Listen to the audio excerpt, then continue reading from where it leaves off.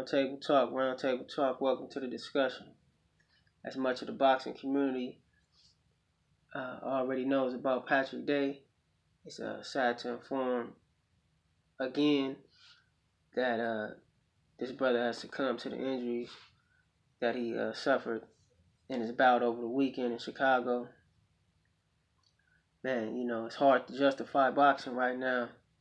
I remember I had my old trainer, Kevin Morgan, used to say, you got to be crazy to do this. You got to be a little crazy to be involved in the sport of boxing. And much to agreement, I would always laugh and say, yeah, we are crazy, those of us who are involved in the sport and have been involved in the sport, in the competition of the sport. But we also are too guided by a love, a passion, and a desire to be successful in the sport and to dedicate ourselves. So with that comes much respect to those who lay it all on the line to do so. And as we see Patrick, he was one of those kind of guys who laid it all on the line. I didn't know much about the brother, but everything that I've read upon him so far and heard about him thus far, he was an amazing and brilliant young man. Not one thing could be said bad about him. You could not find no fault in his brother. If you didn't like him, you just had a problem within yourself. It's unimaginable the type of pain that his family is feeling right now. His parents, his close friends. I'm not sure if he has siblings, but I'm quite sure if he does, they're hurting. The ones he shared the gym with, his gym members, his gym family, the boxing community as a whole.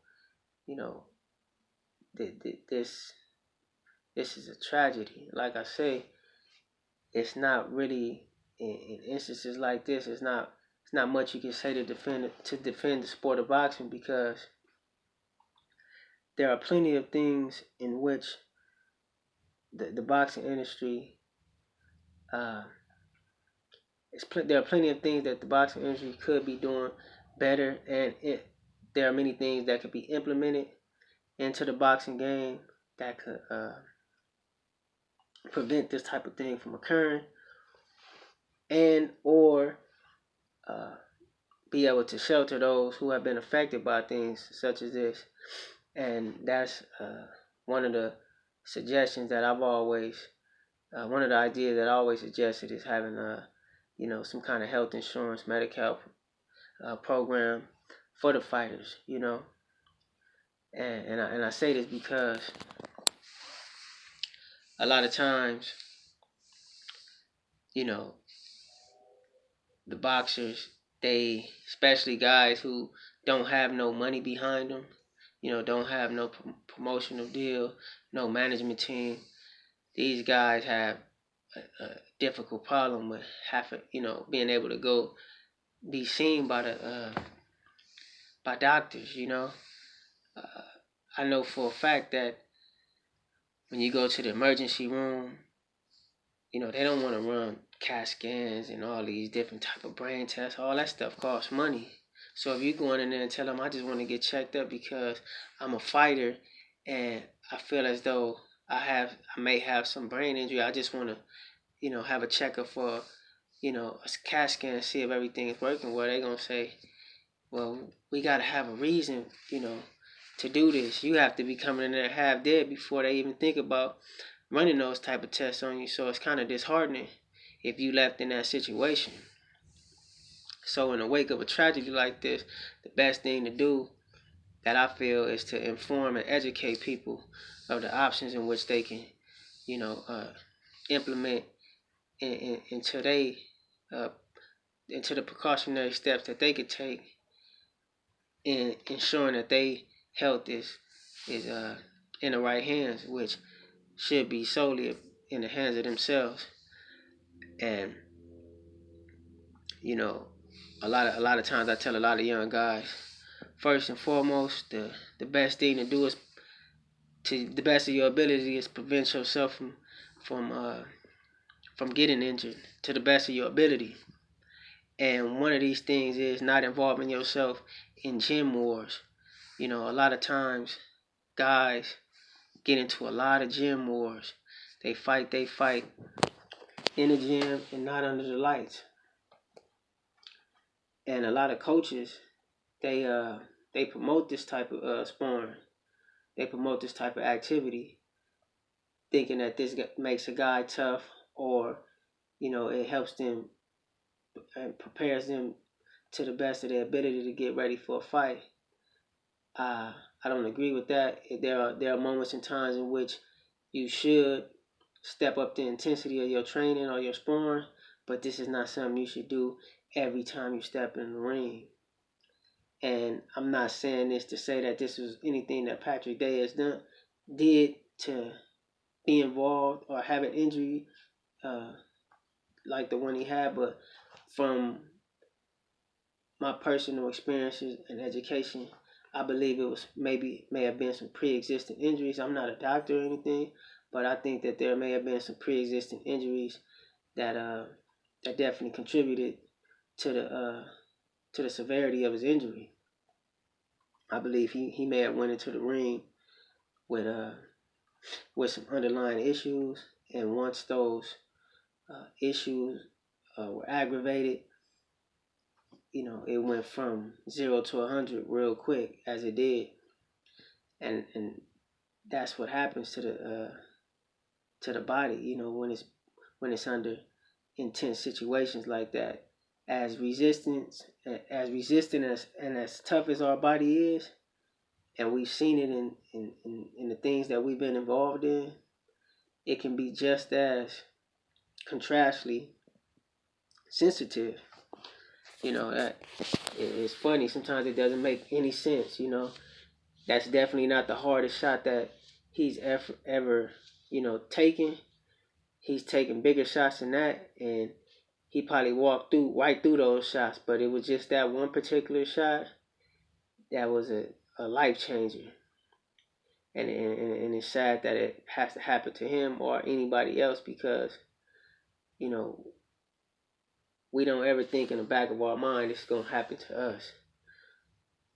One thing we do know, we know what we sign up for. This is always an ever-present danger that exists when you step in that ring, whether you sparring or whether you actually competing in a sanctioned bout. Yeah, it's a tough pill to swallow. It's a real tough pill to swallow, but there's definitely steps that can be taken before and after, fighting or being involved in this sport. One useful word of advice I give to a lot of guys, and this is something that I used to do a lot. I would regularly get massages, while I was in camp, leading up to a fight, and especially after a fight. Even if I knocked the guy out the first round and I didn't suffer, any type of injury or any type of contact, I still made sure I decompressed, meaning that I made sure I went in that sauna, sweated out, and relaxed my body, jogged, 3 or 4 miles, and then I would rest for about a week just to give my body time to recover. And massages are important, especially massages, scalp massages. A lot of times when we get hit in the head, our brain is pretty much made of, it's like it's mush, and blood, flesh and blood. When your head gets hit, your brain shakes. It can, depending on the severity of the punch, it can rattle and be injured by your skull. And basically what happens is you form a bruise. If you know anything about a bruise, that's like a blood clot. You can have several mini blood clots all over your brain. And this blood is not moving. So what happens to blood that doesn't move, it could form toxins, because that blood is not being filtered through your system. And this can happen all over your body. So a lot of times it's good to get massage and let that blood dissipate and let it move freely through your body as it should be, as much as possible. A lot of times people don't take these steps, these precautionary steps, and a lot of times it constantly gets piled on. Now it's worse and worse, and as time progresses, those cells are being killed. Those cells are being damaged. Wherever it is occurring at, those cells are being damaged. So it's good to use these methods as a way of treatment and recovery, because as we see here and as we've seen many a times, all it takes is one punch. And a lot of times, the lack of the elders in situations like this, the lack of the knowledge that they should have, is the reason why a lot of the mistakes are constantly being, continued. They're constantly being made over and over. Another thing that I tell guys, on the days in which you spar, you should never hit the heavy bag after you spar, ever.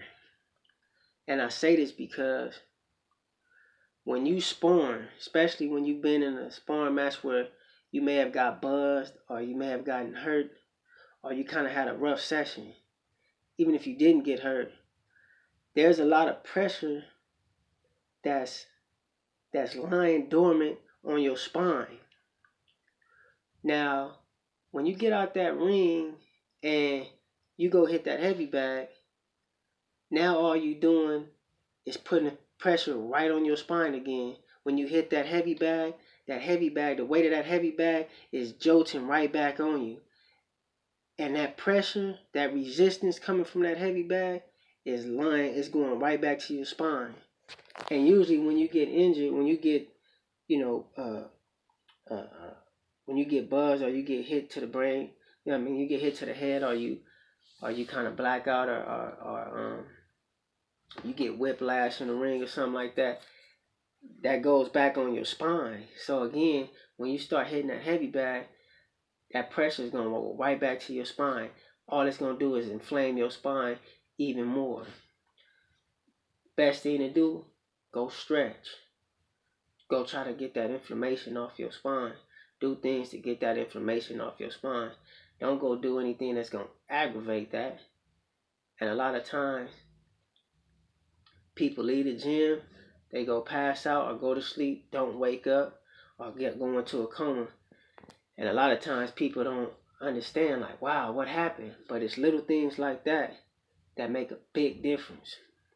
So again, education and awareness is key. And that's